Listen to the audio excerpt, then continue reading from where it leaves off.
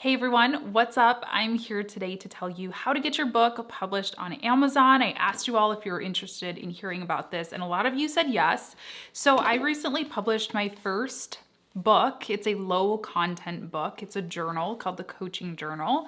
I published this maybe a couple months ago now, and honestly the process was really easy. I'm not gonna dwell too much on like what this journal is and why I created it, just because I did talk about that in another vlog. So I'll link that up here if you are interested in learning more specifically about this, but I'll give you kind of the really quick rundown. This was just something that I wanted. It was when I was doing a lot of one-on-one coaching, I realized that I was taking the same kinds of notes and kind of going through this sort of daily routine with my coaching clients. And I was like, it would be so much easier if I had basically a template for this that I could just open up every time that I had a coaching call. And you know, the thing that I've learned in business is that if I have an idea or if I have a challenge in my business, typically there are lots of other business owners who have the same challenge as well. So I was like, let me publish it, make it available for other people. This was not this huge like revenue generating plan for me. I didn't plan to make a ton of money or anything like that from it. I just thought it would be helpful for people, and it would be a good way to kind of get my name into this sort of self-help entrepreneurship space on another platform like Amazon. So to get the quick questions out of the way, does it cost anything? It does not cost anything to publish a book on Amazon. And that's the reason that I went with Amazon. I know Amazon is like questionable in terms of ethics and all of that. So in an ideal world, would I have a publisher? Would I, do this completely myself with a mom and pop printer or something? Sure. But you would run into the issue of having to order minimum amounts of copies. And I would also have a storage issue if I was going to store copies of books in my home. I don't have space for that. So Amazon prints on demand, meaning that you upload the files and then they print a copy using their, warehouses across the world, which is cool. I don't know how many they have, but they have more than just one in the United States. They print them whenever somebody orders. So you're not really losing money because you don't have to pay for the inventory.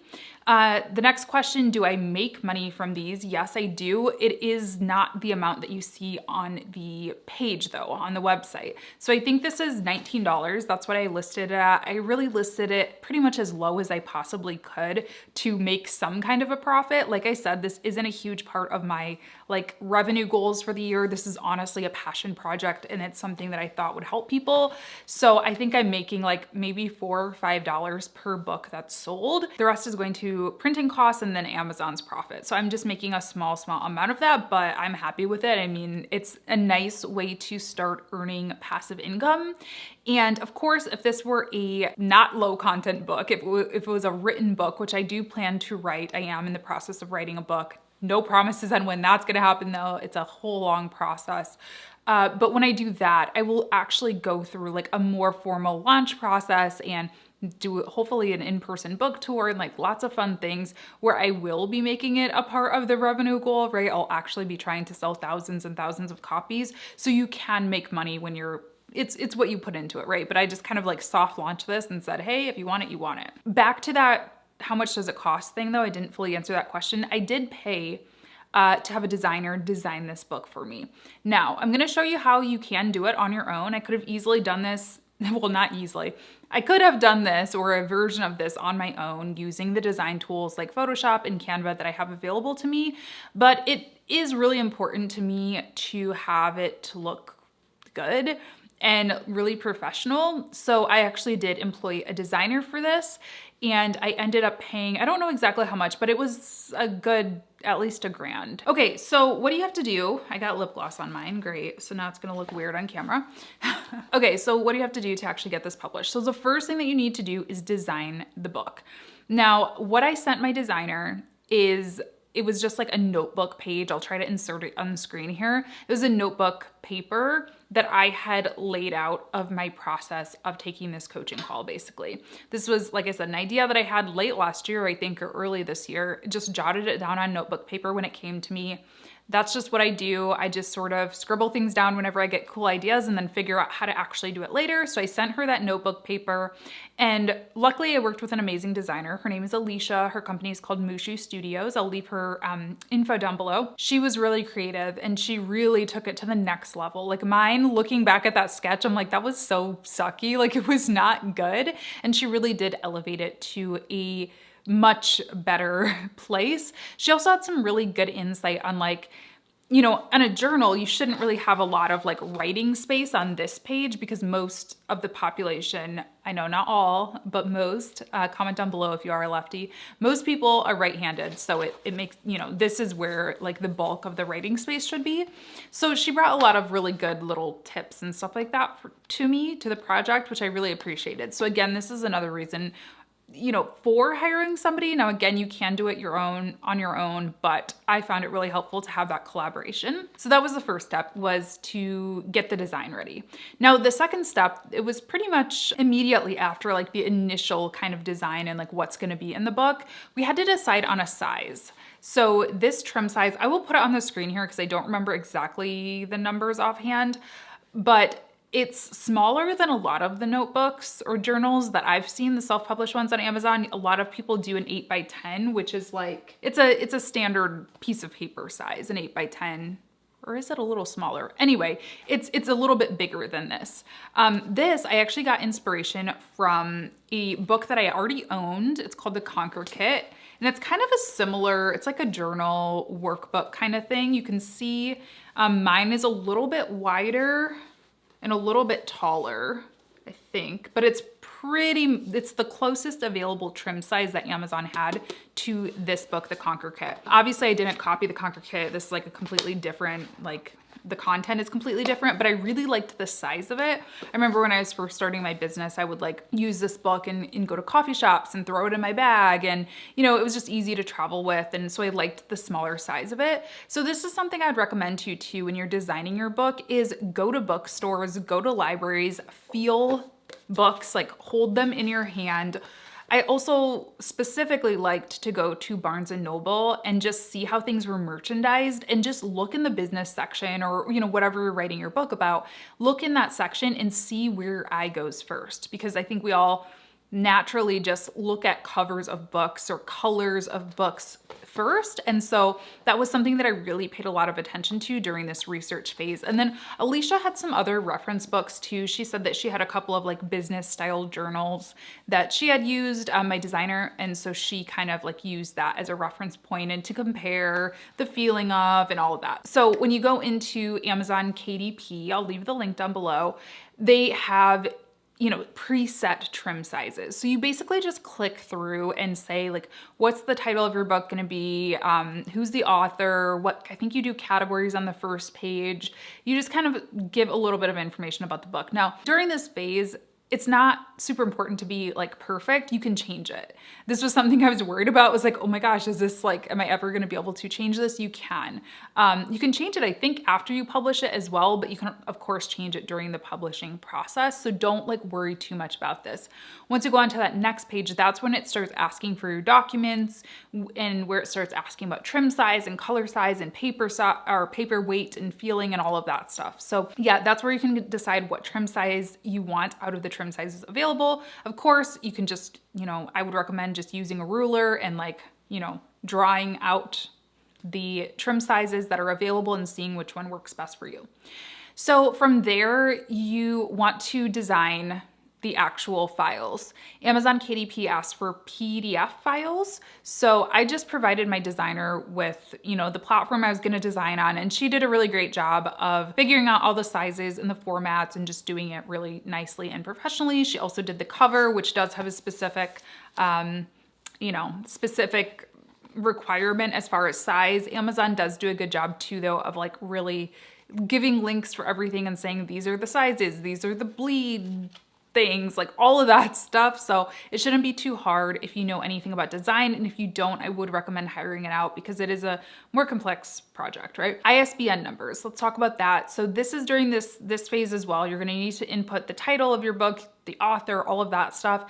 And then you can either apply or register for an ISBN number through Amazon, or you can add your own. I just did it through Amazon and it is free to do that, I believe. And so I did that process before the final design files were ready because I needed to have that ISBN number to put on the copyright page, which Alicia did do for me. So I needed to have that ISBN number first.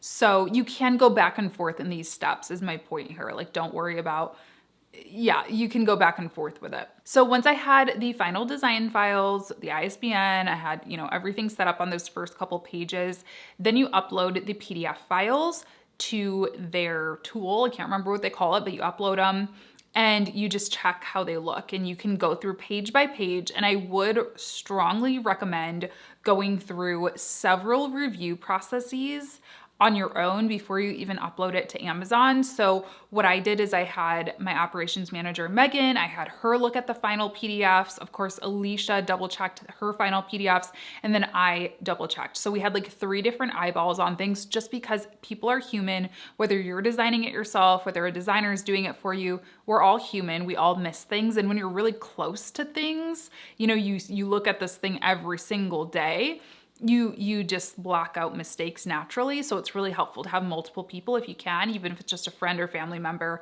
If it is a professional, like a high content book, like the book that I'm actually writing, I'm going to be hiring an editor. I didn't hire one for this just because most of the pages are all the same. So I didn't think it would be that big of a deal, but for lots of words, lots of grammar, lots of spelling, I'm definitely going to hire a professional editor. If I self-publish, I don't know if I'm going to self-publish or if I'm going to look for a publisher. More on that probably in a couple years. Okay, so make sure you double check. Then once you upload it to Amazon, you're gonna wanna double check it again. And they actually have you go page by page by page, and you can skip through all the pages. I did go through all 130 something pages, 125, 26 pages. I went through, clicked through to make sure they all looked okay, to make sure, nothing was cut off weird. And it will also let you know, and it will prevent you from moving forward if there is anything that looks weird. So once everything looks good, you'll just continue to click through and you'll basically send it through for publishing. And underneath that section, there's an option to order proof copies. I would highly recommend doing this. So let me see, I have it right here actually. It's been sitting on my desk, so it's a little dusty. So I ordered my proof copy, which is this one with the little band around it. You don't have to pay for this. You just have to pay for shipping. So it was like a couple dollars, and I actually expedited the shipping on it. So it ended up being like $10. So this gives you an actual physical copy to look through once again. And I'm really glad that I did, because I did notice a couple of, I wouldn't say mistakes, but just things that I didn't love how they looked. For example, we had like drink water. Water was capitalized, but then like the rest of the words weren't capitalized. That was just something that, we all overlooked. I also noticed the spine was like really, really small. So I made those changes before doing the final version. I think those were really the only changes I made, but it was also nice because I was able to kind of start teasing content. I was posting on my Instagram a lot, these cute little like affirmations pages that Alicia created. And people were like, ooh, what's that? So it's a good way to just kind of get people excited as well.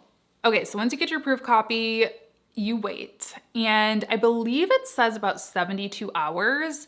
For me, it went past 72 hours before Amazon approved it. I had to find the email. There's a contact on Amazon KDP, and I sent them an email. I sent them my ISBN number, and I said, hey, it's been over 72 hours. Is my book approved yet to go live for sale?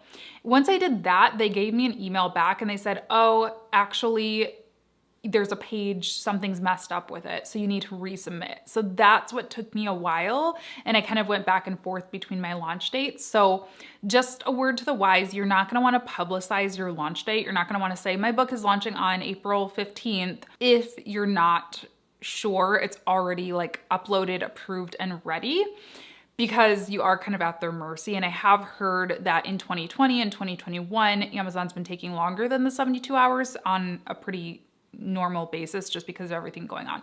So keep that in mind.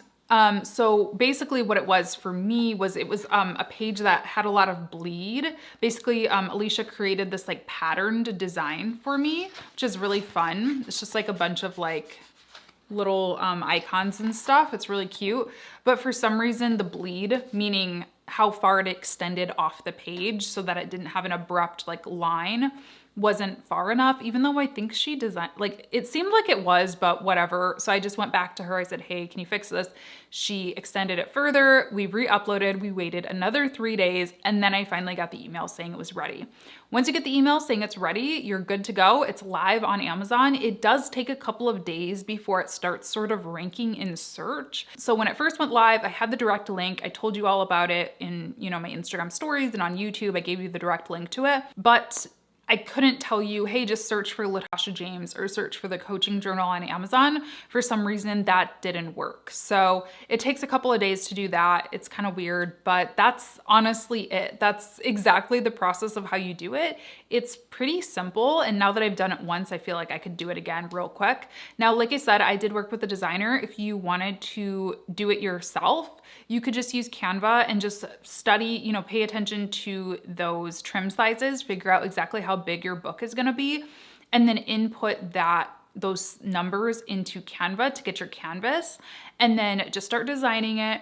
You'll wanna pay attention to, obviously, I don't know what this is called, but you don't want things to go like too far off the pages. So you'll want to make sure that the contents are mostly in the middle of the page, of course. And then this is something that once you upload it to Amazon, it will show you if any of the elements are too far off the page. But yeah, you could totally do it on your own, especially for low content. And if I didn't explain what I mean by low content, that's like content that doesn't have a lot of words. A lot of the pages are very similar. So think a journal or like a checklist or a template kind of thing. That's what a low content self-published book is. Okay, so I hope this was somewhat helpful to you. If you have any more questions, honestly, just Google low content journals, low content self-publishing. There's a ton of content here on YouTube. This is not my specialty, so I probably won't be making a ton more content about this stuff, but you did ask for it and I'm happy to share. And thank you to everybody who's purchased the coaching journal. I'm like actually surprised by how many of these we actually have sold. Like I said, it wasn't really a big push or anything, so I'm really happy with the sales that we've made so far.